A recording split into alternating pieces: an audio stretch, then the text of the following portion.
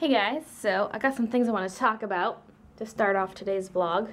First of all, seeing all the goings-ons of people at Playlist Live, it makes me sad that I'm not there, but what I really want to do, though, is go to Vidcon 2015 because Playlist Live is cool and all, but I can't go to every YouTube convention, and so I figured I would just go to Vidcon because I'm probably going to go to Vlogger Fair too. So that's enough. That is enough for little old me, because these trips are not cheap. So yeah. So anyway, I actually bought a ticket, or whatever you want to call it, to VidCon 2015. So I'm planning on for sure going. I haven't booked a hotel or flight yet because I don't really know. I might wait a bit, but I don't want the hotels to sell out, so I might even get the hotel and then wait a teeny bit on flights, because I don't know if I'm going alone or with someone or what the plan is, because Christian might come, but, you know, I kind of just sprang this on him today, and I was like, you, like, don't need to make a decision now, and you don't have to come if you don't want to, because, like, yeah, I don't know. So I could end up going alone, or I could end up going with Christian, or whatever, and I don't mind going alone. I'd feel kind of like shy and not really wanting to talk to anyone, like I'd be the weirdo standing around alone, but I've gone to Los Angeles alone before for Hit Record on TV, and so I'd be fine with it. It'd be a lot longer of a stay though. I only stayed one night. I'd be staying like 3 or 4 nights or something. There's also a Disney day on Sunday. Wait, is it Sunday? Yeah, they said it was Sunday. So I might go to that. But isn't there stuff going on at the convention on Sunday? I don't even know. This is why I'm like, I don't even want to book a flight or anything until I know how long I'm going to stay there and know more details, but I don't want the cheap hotel rooms to get sold out because you can get a discount through VidCon. Anyway, this is getting really rambly. The point is, I really want to go to VidCon, and I bought a ticket. I bought a creator ticket because there's like community, creator, and then industry. And I have a feeling a lot of the big YouTubers are going to go for the industry pass, but I'm just going to go for creator pass because industry pass is like 450 bucks or something like that. Or was it 400? I don't know. It was a lot of money, and that's the early bird pricing. Full price is 600 for industry, and I'm like, I'll go with my creator pass, which is 150 for early bird pricing. So I bought myself a ticket, and I'm excited because I just want to go. I just want to experience things, you know, like, I don't know. By purchasing a creator ticket, I would not be allowed to go into the lines to get photos and autographs, but that's not really what I'm interested in. I just kind of want to walk around and experience things and go to panels and stuff. So that's, yeah, I don't know. I think I'll be okay with that. Although I feel like I'm scared that if I don't get an industry pass, I'll get left out of like cool things and getting to hang out with other YouTubers, but I'm such a scrub that it probably doesn't matter anyway. So I'll probably be fine with my creator pass, but I can upgrade it at any time I want, so there's also that. But for now, I'm just going to stick with the creator pass. And also, I'm going to dye my hair right now because, well, my hair is whack right now because I showered and it's been air drying. So it's really crazy right now and weird looking. But I need to actually re-wet it before I dye it because I like it to be wet. My hair is not really faded enough to warrant re-dyeing it. I normally wouldn't re-dye it yet, but I want it to be fresh for when I go home for Christmas.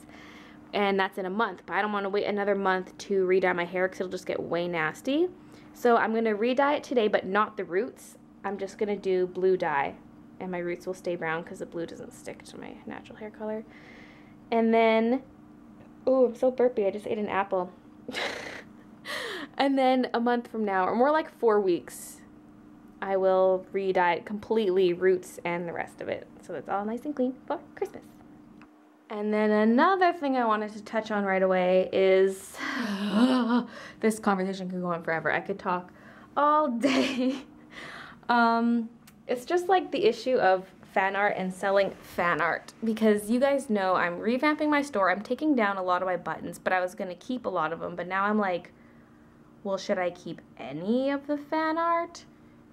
Or just maybe very limited selection of fan art? Like, I feel like, because I'm getting rid, I did a little list of what buttons I'm keeping, what ones I'm not, and I'm getting rid of a little over half of them, but I feel like I should even restrict that further or not do any fan art because, oh my god, technically, selling fan art is illegal. It is not legal at all, but a lot of companies will turn a blind eye because it's not worth going after these small creators for their money they made off their fan art. So some companies, actually there's a few that actually allow you to sell fan art. There's some that are like, no way, you can't sell it. And some are like, you can't sell it, but we're not going to come after you if you do. So it's like, ugh, you like never know what you can and can't sell. And it's just, it's acceptable to sell it at anime conventions and stuff like that, or whatever, comic book conventions. It's accepted, it's allowed by the convention, but the companies can still come after you and all that stuff. And I would probably continue to sell fan art, or at least some degree of fan art at conventions, but I'm like really worried about my online store because that's like a permanent fixture. At a convention, you go there, you set up your stuff, then you take it down and you leave and you're gone. But like with my online store, it's constantly up, and I never really had a problem with it in the past because it's one of those things where it's like, well, everyone's doing it and the companies aren't coming after us. But I mean, my YouTube channel is getting bigger and bigger by the day, and I feel like I can no longer get away with this stuff. Because before I was just like, oh, I'm a little nobody, like they won't know, they don't care that I'm doing fan art. But now I'm just like, I'm scared, like I don't know,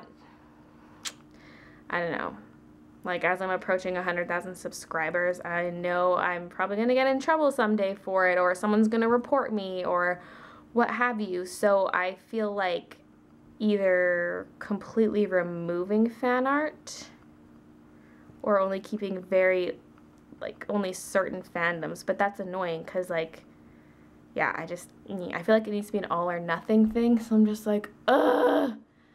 I don't know. But I feel like as my channel grows, I'm getting more fearful of it and feel like I should step back. I would still do fan art drawings on my YouTube channel, but I mean, I wouldn't go and sell prints and buttons in my shop.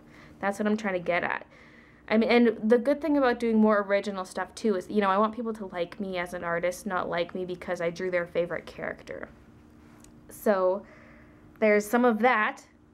So I could do a mix of original and fan art, but I'm just scared of the fan art aspect. Like, I feel like the more I'm in the public eye, the more likely I'm going to get in trouble for this. And so I should just do the respectable thing and just stop now. Like, I don't know, you guys. Like,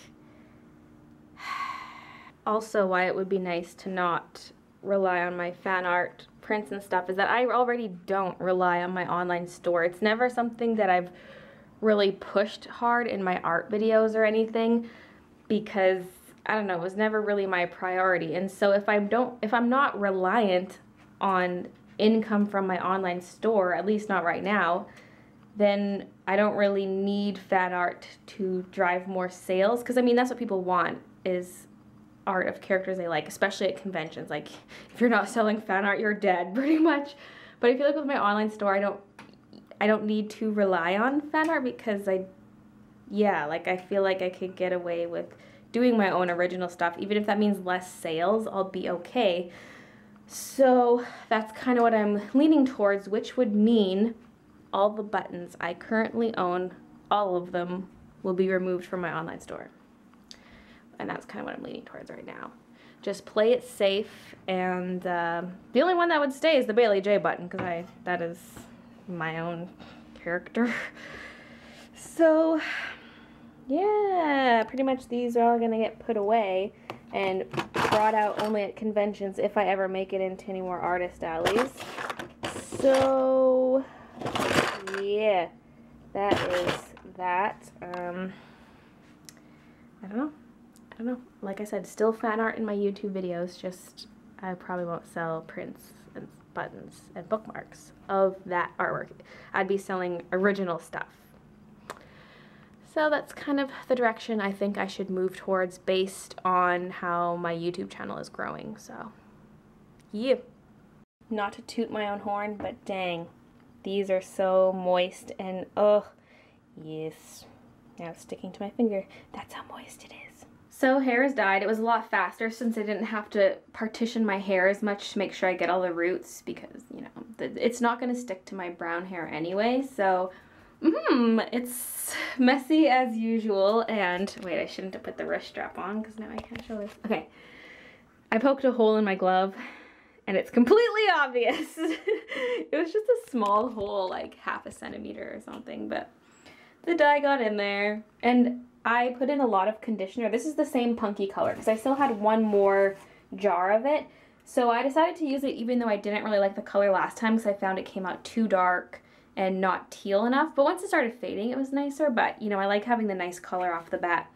But I decided to use it anyway just for the sake of using it up. And I mixed in a ton of conditioner. I usually do mix in some conditioner, but I did a lot more. It was, I don't know, over a third of it was conditioner, close to half almost too. So because of that, I have a ton of extra dye actually. Not enough to do my whole head, but that's a decent amount. I mean, oh great. It also helps that I now dye my hair wet. I just towel dry it and then dye it, and it helps the dye go a lot longer. It just helps get more even coverage, and just, it's easier. Yeah. So, yeah, my hair's all dyed. I'm going to saran wrap it and vacuum, and then the plan is to work on some more of those animations that I told you I'm working on. Oh my god, guys, my ears. They're kind of stuck. I might actually flatten them out, but I usually don't cover my ears because it's really loud and crinkly. But I'm actually not going to be sleeping on this time because it's early enough in the day that I can rinse it before I go to bed. Usually I end up dyeing my hair later at night, and so I sleep on it and rinse it the next morning. But yeah, I'm going to rinse this tonight. And by the way, if anyone doesn't know, this type of hair dye is not like your typical hair dye you get in the store. Like if you're dyeing your hair brown or blonde or whatever, it does not damage your hair. It's pretty much a deep conditioning treatment, actually. The only thing that can be damaging is this. Like, this damages my hair, technically, although I don't really notice it because I immediately put this on top. But I didn't use this stuff this time. I'll save that for the next time I dye my hair. So yeah, it's not bad to sleep on this dye or leave it in for several hours because it's not going to hurt your hair at all. Don't laugh at me. You know what? Let's not vacuum. I'm just going to go straight to working on my little animation thingies. Alright, the time has come for me to rinse my hair, so I will see you guys on the flip side. Ta-da! So I just dried my hair, and that's what it looks like. I think it's a little bit lighter than the last time I dyed it since I did dilute it, but it's still pretty dark color, so it's not my favorite. But it's gonna have to do. I knew going in that's what this was gonna look like, so yep, I will officially be fully re-dyeing it in about 4 weeks. And you can see my roots. They have some blue, like kind of a blue color to them, but that will come out in the next wash or two, so that was not bad though. Kind of a quick dye job, and yeah, nice little color refresher. So anyway, I'm going to call it a night, so thanks for watching, and I'll see you guys tomorrow. From Dick Blick, I got this 36B set of Copic chows. Dun, dun, dun, dun. This is the largest set I've ever bought. Actually, even these are bigger. I usually buy those little 6-packs from Michael's.